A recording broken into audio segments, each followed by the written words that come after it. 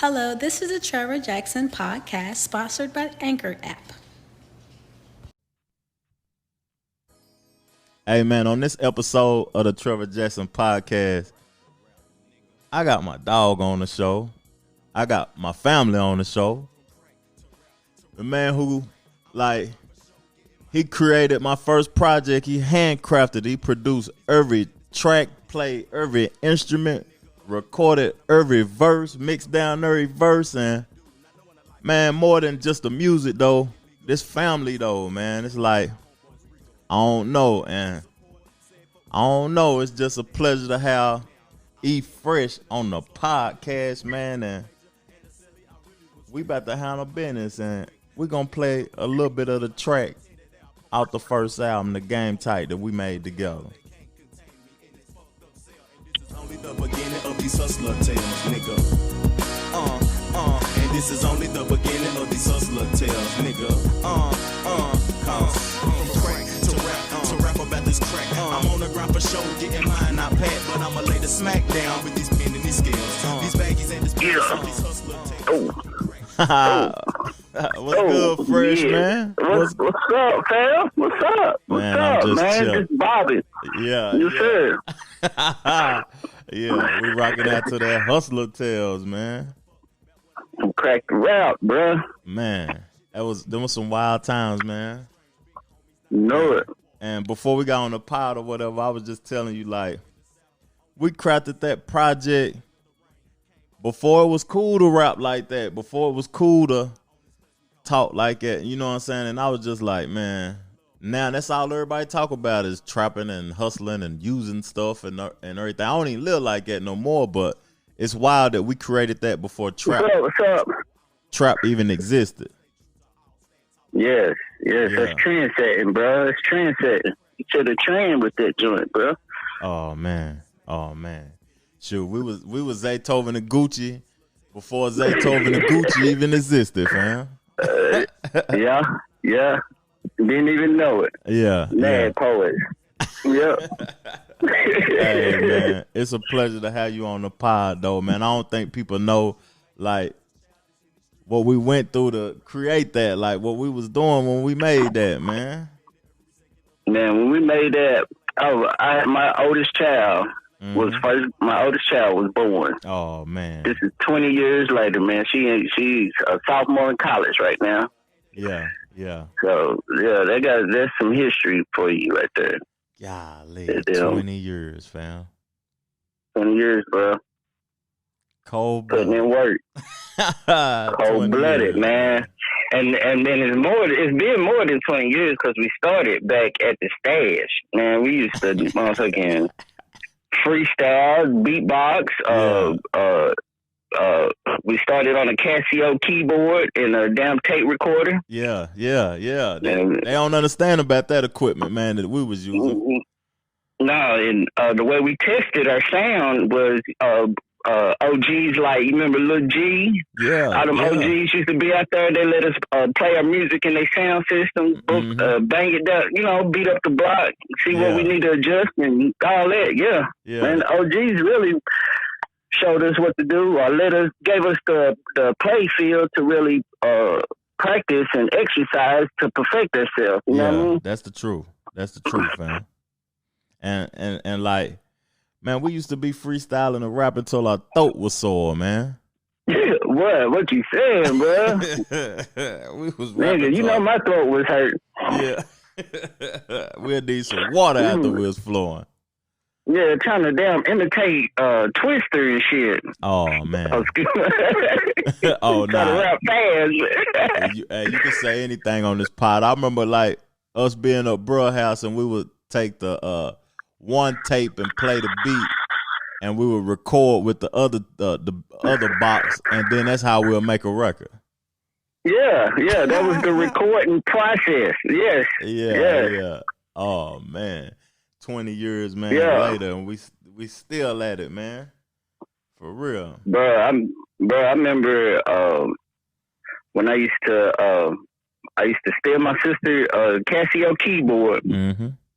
I take my little box, hit record.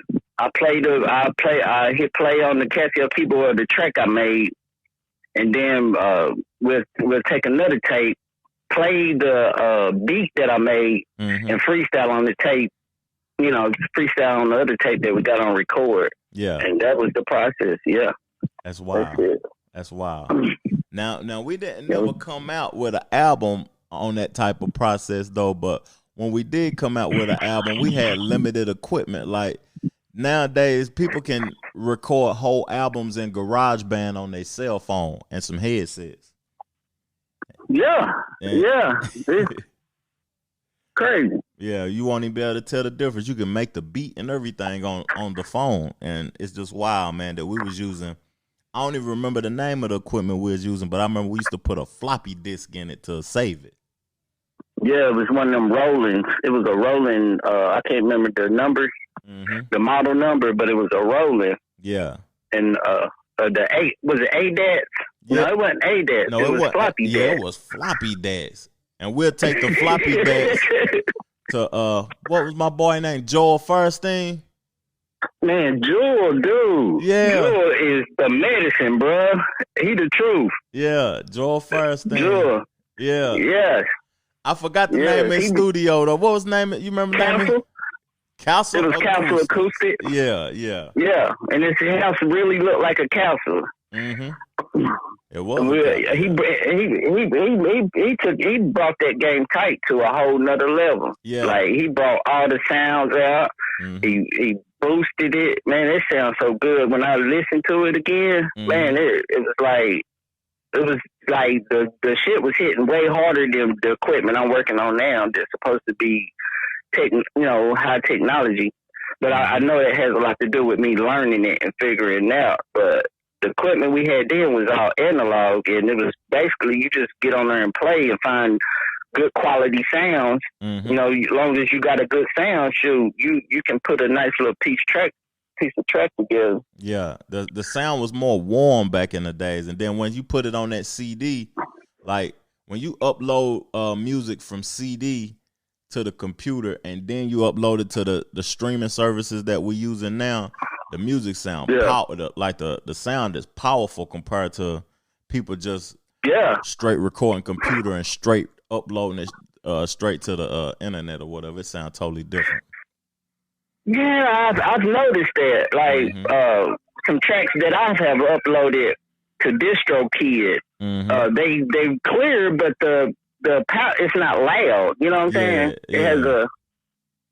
So I don't know what the techno issue, why it does that. I think it has a lot to do with the platform, whatever bits they use, whatever, if they use 64 bits or whatever, kilohertz or whatever. Yeah. But I think it has a lot to do with that. Now, everybody listening to the podcast or whatever, Fresh, they know that you crafted my whole project, both of my projects, the official ones. And it's an honor. But the people want to know, like, who some of the other artists that Fresh done, you know what I'm saying, blessed with some of that sound, some of that cold-blooded sound. Well, it seems like everywhere I've went, I've moved to Nashville, I've moved to Atlanta. Yes, everywhere I went, I've worked with different artists, man. But some of the top artists that are local that I've worked with, definitely G Rapper. I did work with him. I did work with B Rush. I did work with Buster, Major Move Records. I produced my own stuff with multiple local rappers, such as Shaman, the Don, Dre Lee, the Magnificent. I work with one of the person I work with is Slim. That's one of the dudes that molded my helped me understand how to lay down a beat. Yeah, you know what I'm saying? From Burlington. From Burlington, that Burlington sound, that SOB sound. That's the sound that really took me up to another level, because them brothers really took the time to show me how to lay a real track down. Back in the Casio days, we was just, banging pots and pans, trying to make shit, make a little loop go, and then we just running off of it. But for as a nice song, Burlington really birthed me with that, man. Brothers like Leonard Hill, rest in peace, Leonard Hill, man. God bless the brother. He really showed me a lot about mixing.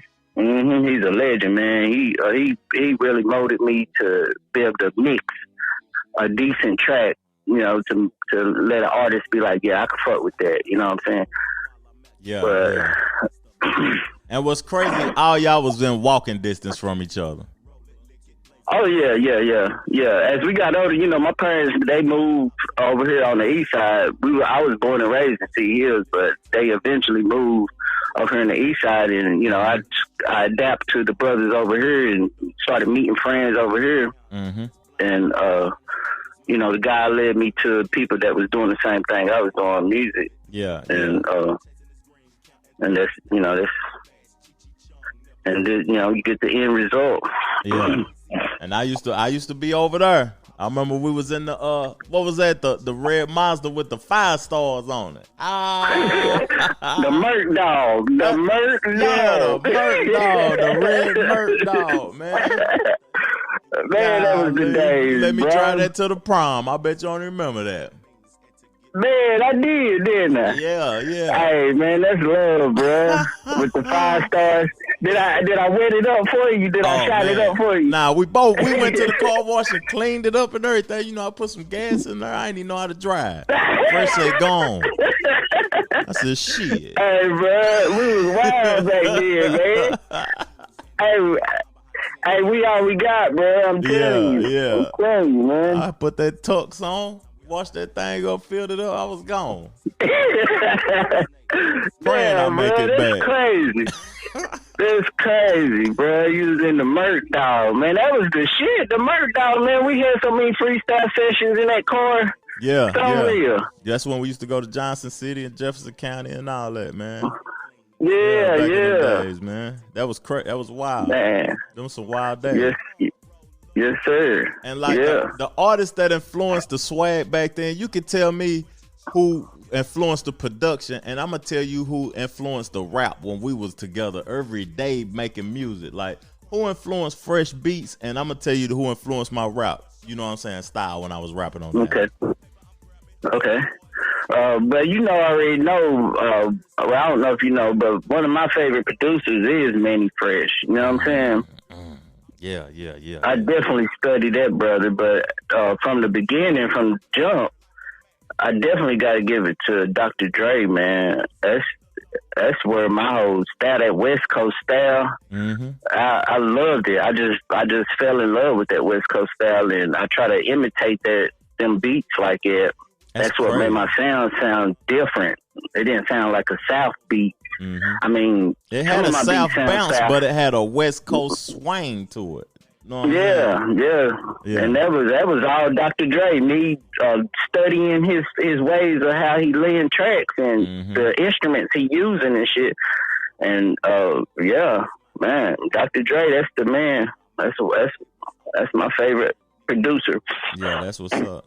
And what's crazy? What influenced me? So you saying the production had the Manny Fresh bounce to it with the Dr. Dre flavor. That's basically I can hear it too.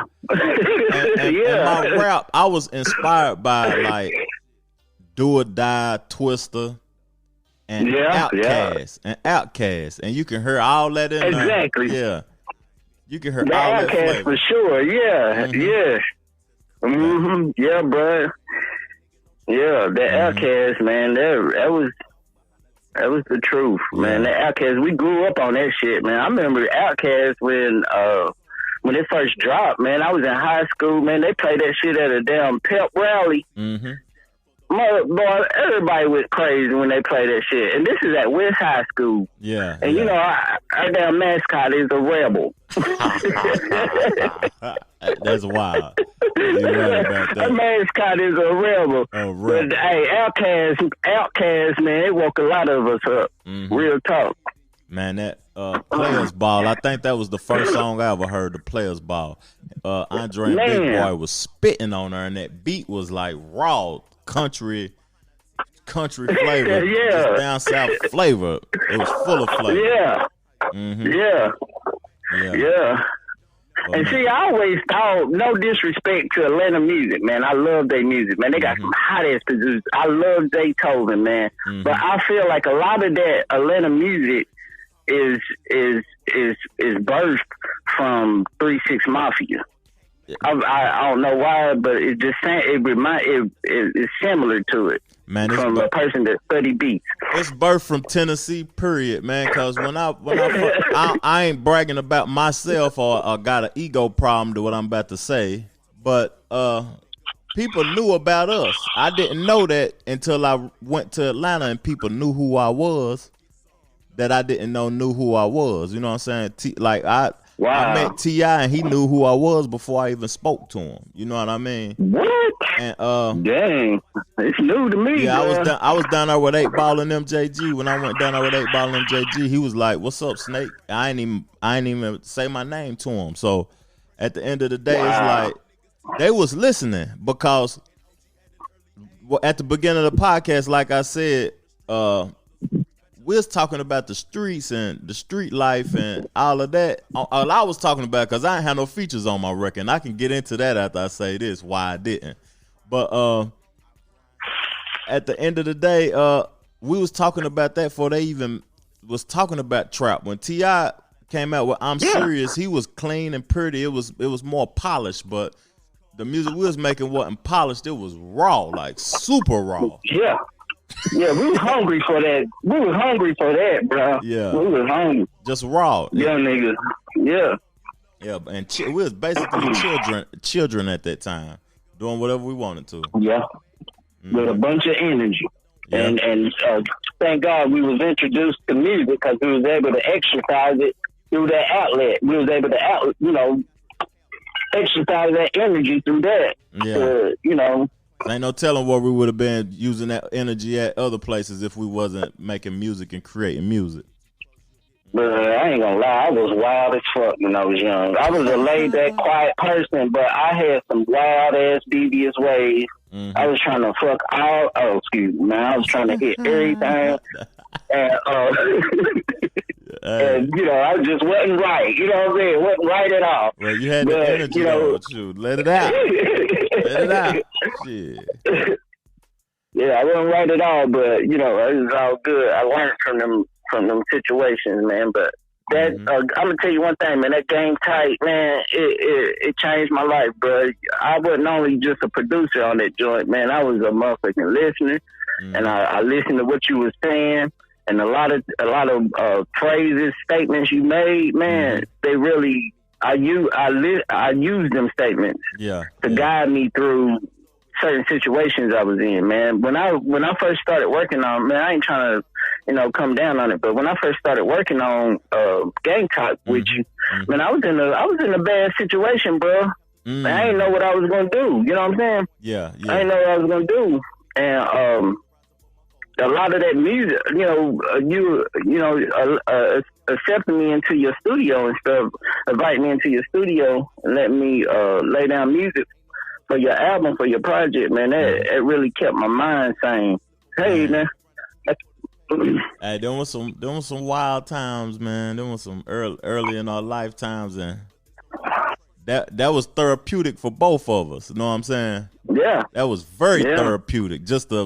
You was releasing on the tracks, I was releasing on the words, letting it out, and we'll leave all that frustration in that studio and go about our day in life and then come right back and let it back out.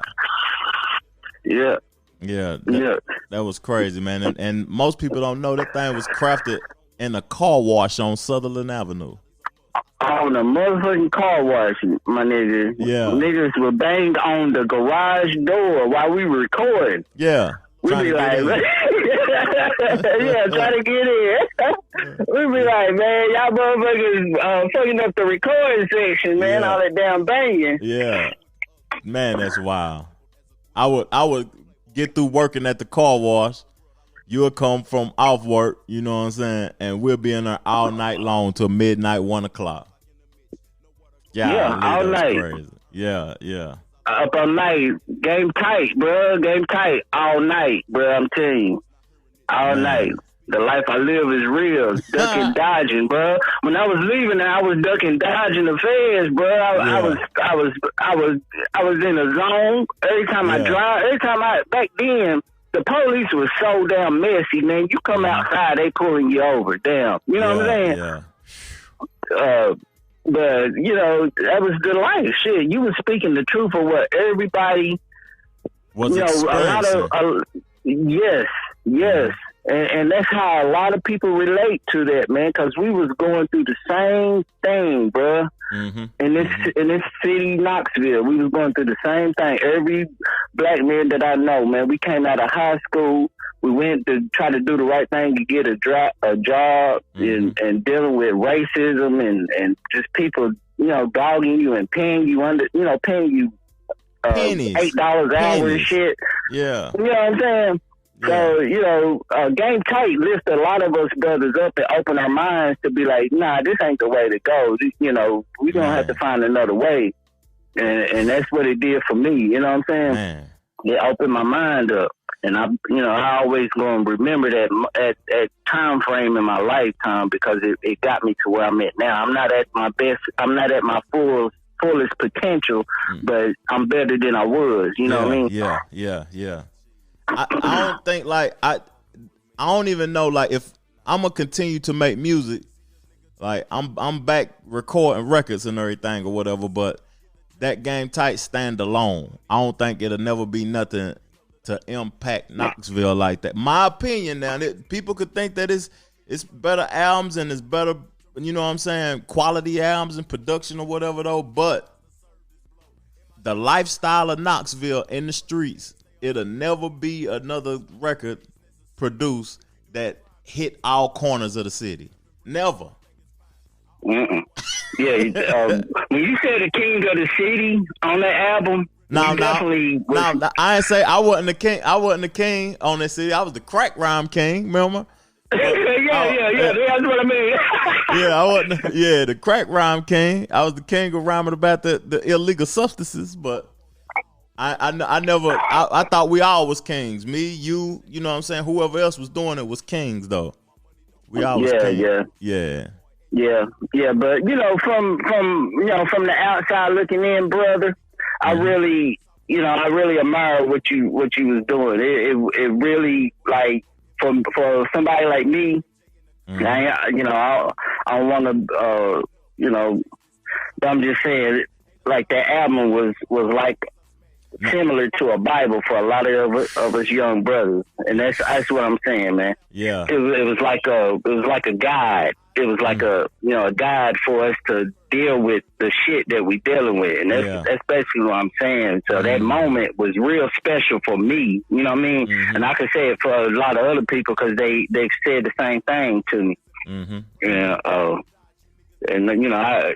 A lot of people around me was like, that Game Tight, man. I know they ain't just saying it to gas a motherfucker, but they was just saying it because I knew it was real when people tell me, man, that Game Tight, dude, that did something to me because it did something to me too. You know what I'm saying? Yeah. That's a fact. I know they ain't just gassing me. I know it's the truth.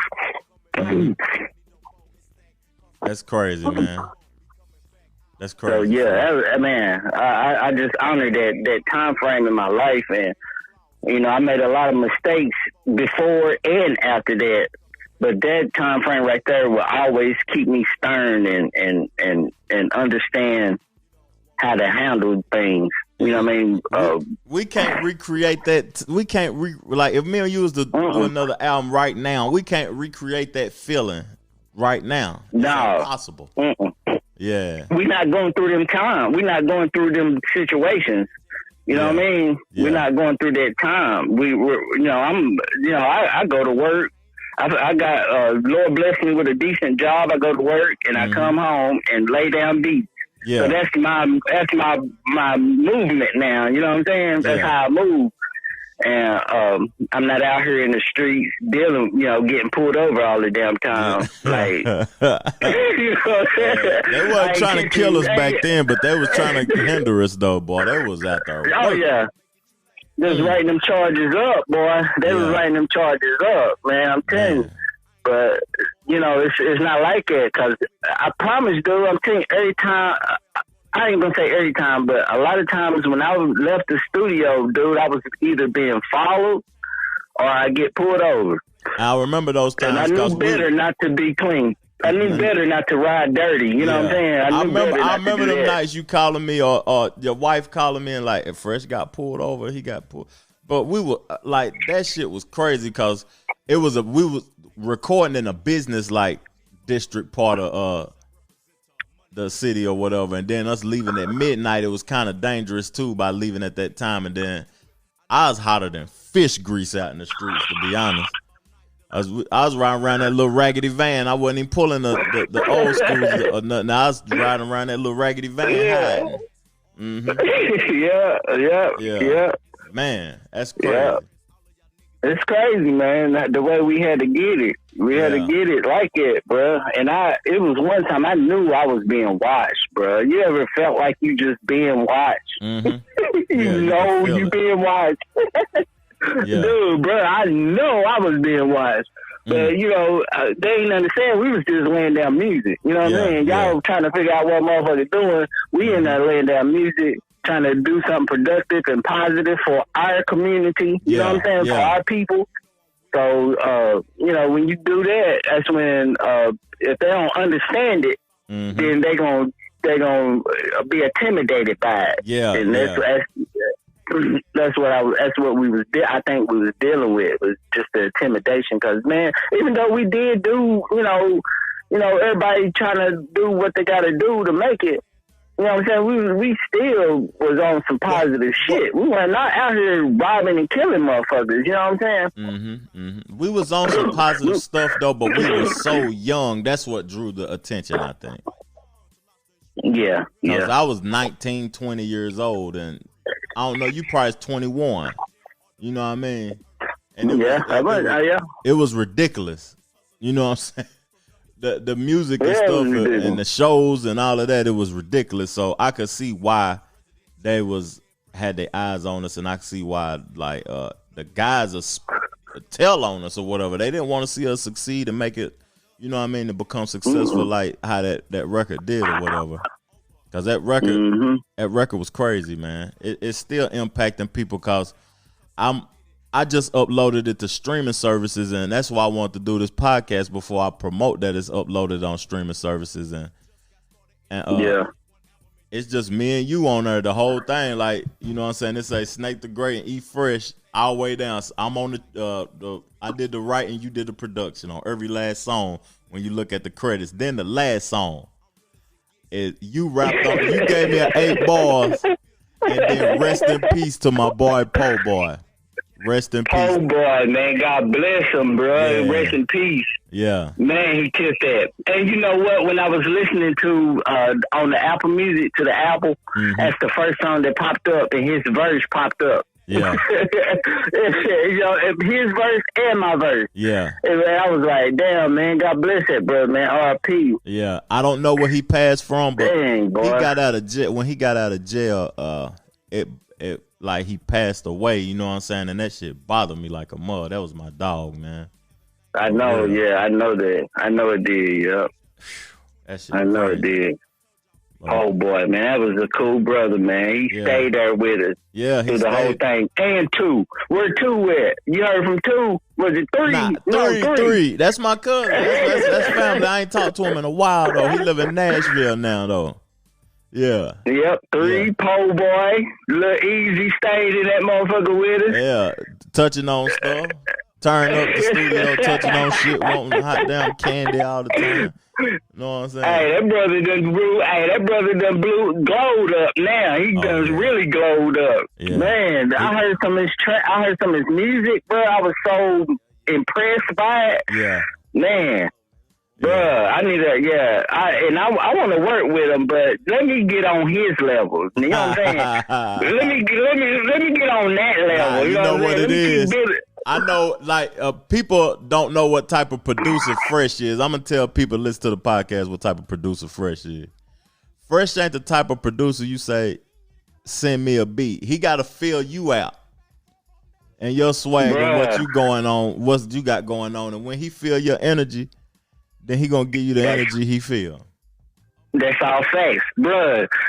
Just to bounce off of what you said, a lot of songs that are on Gang Type, my brother, you sit there and said the hook for me, and I created the beat to your hook. Yeah, you know what I'm saying? Yeah. The beat was created to your hook. So, yeah, I got to feel your energy to really give you what you want. You know what I'm saying? Yeah. I got to feel your energy.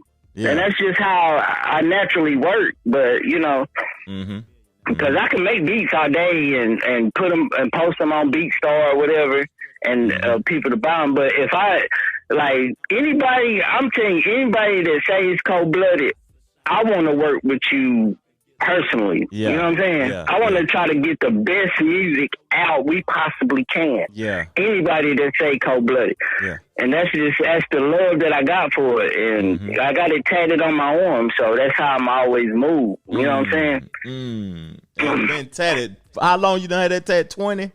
You done had that tat for 20? Before 20. Man, that before 20, bro. I was probably about damn 20 when I got it done. Yeah. I was about 19 to 20, you know what I'm saying? But yeah, anybody that because I love cold-blooded so much because that's where I come from. You know what I'm saying? Like that, you know, the stash, everybody that was right there with us, you, brother, Malik, Boo Boo, all them people that used to come in, Bowlegs. Yeah, all of y'all used to come with us, man. Anytime y'all call me, man, and I know I've been in my cocoon, but y'all the brothers that can bring me out. You know what I'm saying? Y'all the ones that can bring me out. And I need to get back involved with everybody, not just Fresh, not just I talked to B Rush recently. I haven't talked to Brother in a while, but not just my nephew, not just Jack. You know what I'm saying? I need to talk to everybody because I think that, like, if I get involved, I could bring all us back together if I act right. You know what I'm saying? Yeah. Hey, yeah, you definitely a leader, brother, and I always looked at you like it. Like I was saying earlier, man, you younger than me, but you have so much leadership in you, bro. I have to respect it. You know what I'm saying? And be like, bro, this brother is. I mean, you're Aquarius, man. Your mind, the way your mind move, man, it's like you real sharp with it, and I admire that with you. You know what I'm saying? So even though you're younger than me, you acquire skills that I can learn from. You know what I'm saying? Yeah, I appreciate that, Fresh. I appreciate that, man, because I didn't even know that about myself at times. You know what I mean? Bro, you're a leader, man, in this game, man. You the voice for a lot of us that don't speak out. You know, I'm a quiet brother, so I don't speak out. So your voice, you say, you know how like these people that support Trump. A lot of us don't, but a lot of people do. Yeah. And the people that do, even though he do fucked up shit, he's a voice for them. You know what I'm saying? And until this day, like you still being relevant, doing your podcast and everything, you're a voice for us, bro. And I honor that and appreciate that, man. So keep doing what you're doing, man, because you bringing us out. Like after we stopped doing music, after I stopped doing music, you know what I mean? I went into a cocoon. Yeah. But now that I see my brothers stepping out and doing things, it's bringing me out. And we got to keep creating. That's who we naturally are. We just naturally creators. We ain't even healthy if we ain't creating. You know what I'm saying? Facts, bro. Yeah. Facts.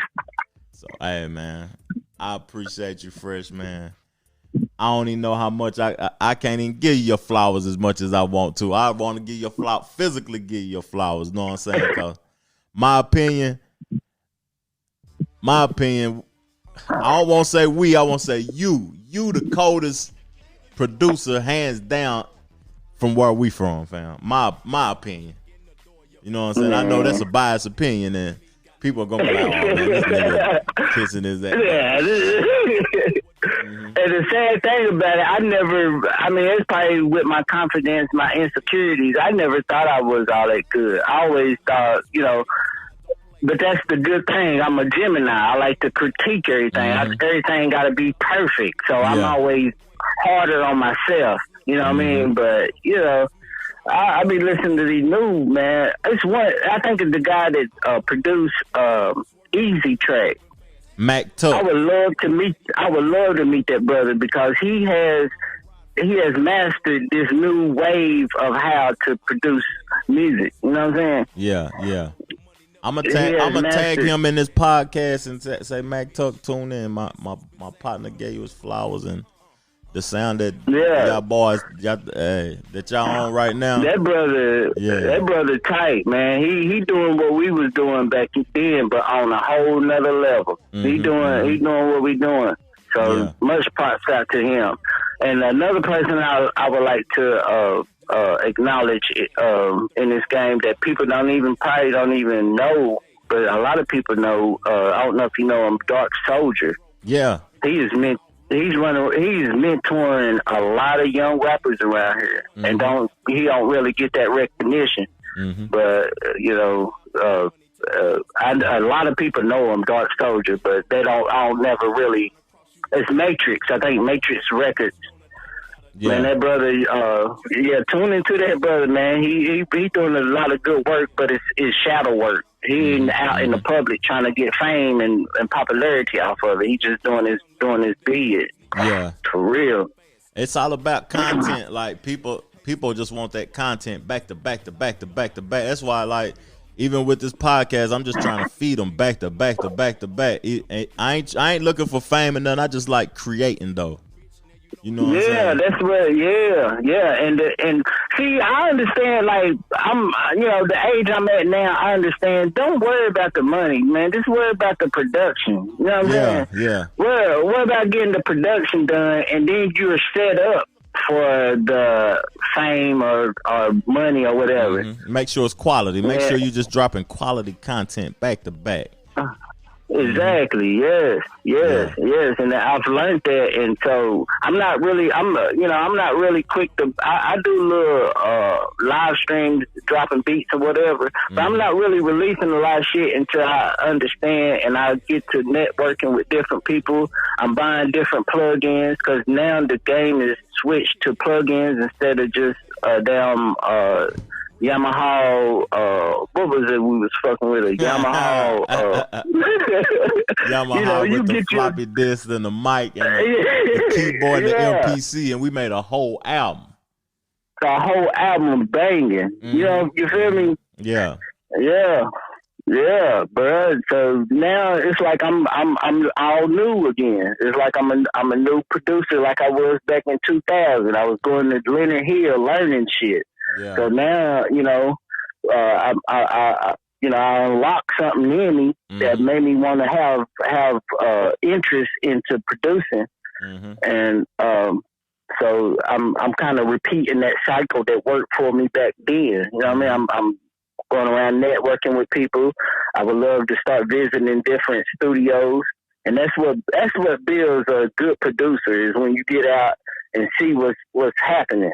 Because you're sitting up in the house fucking around with sounds, man. You ain't adapting to what's going on. You know what I'm saying? In the streets, you gotta get out in the streets because people can stay in the house and play with their computers all day long and then get on social media and post pictures and flyers and all of that. That ain't gonna get you nowhere if you ain't out in the street. You gotta be in the street, feeling the energy. You gotta feel the heartbeat of the streets and then come back and put the heartbeat of the streets into your music. Exactly. Yes. Yeah. And that's exactly what we was doing back in them days. We'll go to the basketball court, be in the hood, go to the chicken wing spot, then go to the high school football game or something, then go back to the hood, the Lionsdale homecoming, come back to the studio, or go to the park, ride around in the park and chill and holler at the honeys, and come back and put all that energy into the studio and let all that energy out. And that was the creation of the game type. It was a whole process. And if that makes a whole lot of sense because I'm kind of, I'm solo. like the song you wrote, solo. You know, I stay solo. You know what I'm saying? Yeah. But that, you know, and that's real because it's kept me safe. It kept me get my priorities straight. You know what I'm saying? But stepping back into this music, I gotta, you know, you gotta network. You gotta work with a team. You gotta, you know, that's how you grow. That's how you expand your mind is networking with other people. So yeah, I'm back at it, man. I'm here open, man, ready to you know, absorb information. Hey, that's what's up, man. That's what's up. Hey, Fresh, man, we're gonna have to do a part 2. We're gonna have to. I appreciate you coming on the pod and let people know your handles, how they can get in touch with Fresh, so we can, you know what I mean, get them beats in the right hands of these young boys that's gonna kill something. But they really need to link up with you. Like I was saying, Fresh an energy guy. He ain't just get ready to sing, you know what I mean, because he don't know your swag or he can't feel your energy. You know what I'm saying? But let them know your handles though, Fresh, man. Yeah, if you wanna cop a little cheap track that I'm working on now, you know, it's trial and error at the moment. You definitely could go to DistroKid and search up Igloo, man. Yeah. And get you a cold blooded beat. You could do that all day. But, you know, for as giving you what you want, you can always contact me at 865-275-4439. 865-275-4439, and it's still Burlington. It's always Burlington out here. Yeah. But my heart it was born in Sea Hills. That's the brothers that really gave me that sound, man. Let me think if I can guess the apartment number. 32. Shit, I don't. Damn, I think that's what it is. You know, yeah. Your mind, your memory is better than mine. Yeah, sure. It was 32. 32 on the bottom, but at the top.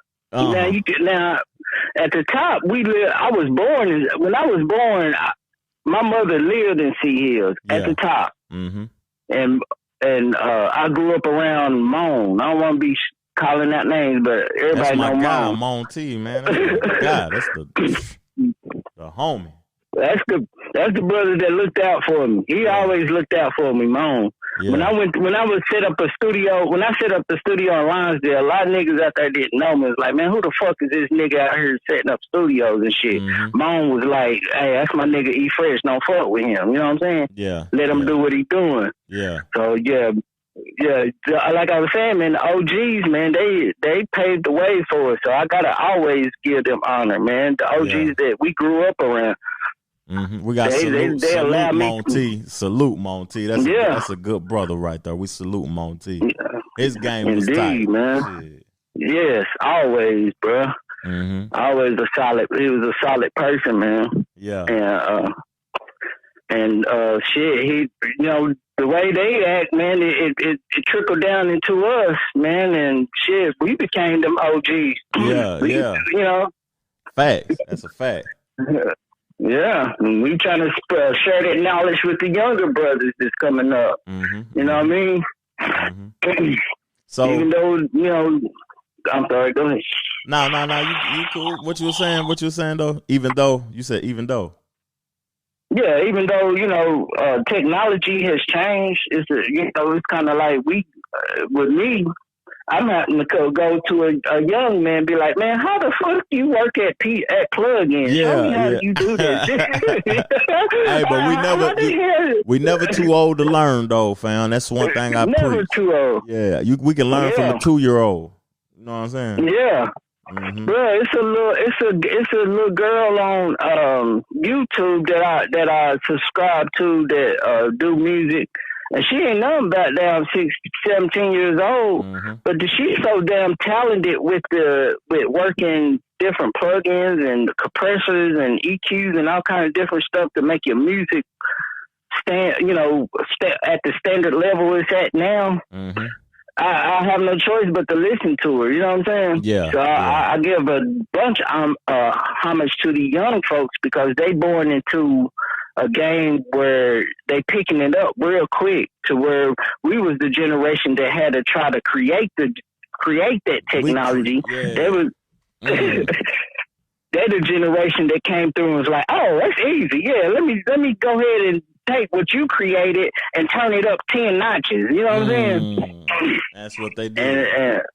And that's what they did, and I'm proud of these young people, man. They beats are so amazing, man. They rap, they rhyme skills are amazing.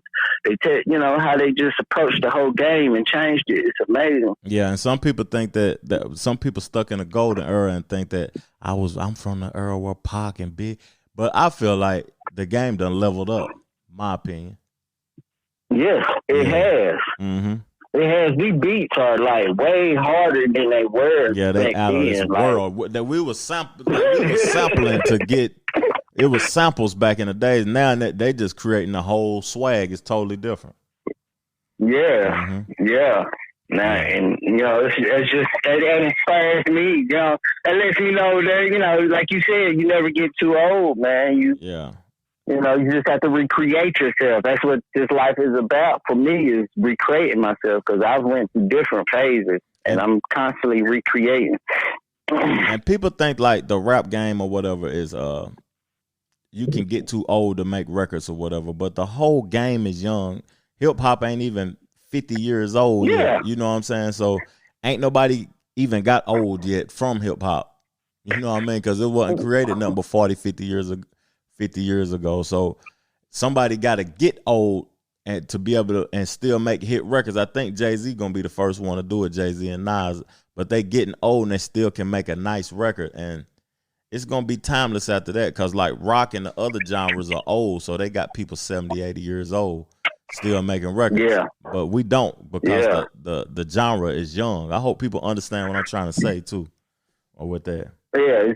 Yeah, that's very clear. Yeah, this genre is old. Hip hop came out when I was, I was already born when hip hop came out. I don't know if you was born now, Fresh. You wasn't born when they had the what was that song? These are the breaks. That was a little bit. That was the early 70s, wasn't it? Yeah, mid 70s. Yeah, these are the breaks and all of that. Yeah, I wasn't born yet. Yeah, that was crazy. But I definitely was going. I definitely was around at the time when hip hop was out. And at the center, niggas, they had breakdancing contests. The niggas was breakdancing. You know what I'm saying? A lot of people don't know what hip hop really is. Hip hop is really DJing, breakdancing, and graffiti. Yep. That's what hip hop is. DJing, breakdancing, and graffiti. It ain't got nothing to do with saying words or nothing or rapping. It's DJing, breakdancing, and graffiti. Yeah. It's all performance, all art performance, man. Yeah. Hey, but Fresh. Yeah. Let me holler at you. What song we riding off on the pod on, fam? What song you want to play on the game type? You already said it, because it is what it is. It's game tight, bro. The Trevor Jackson Podcast.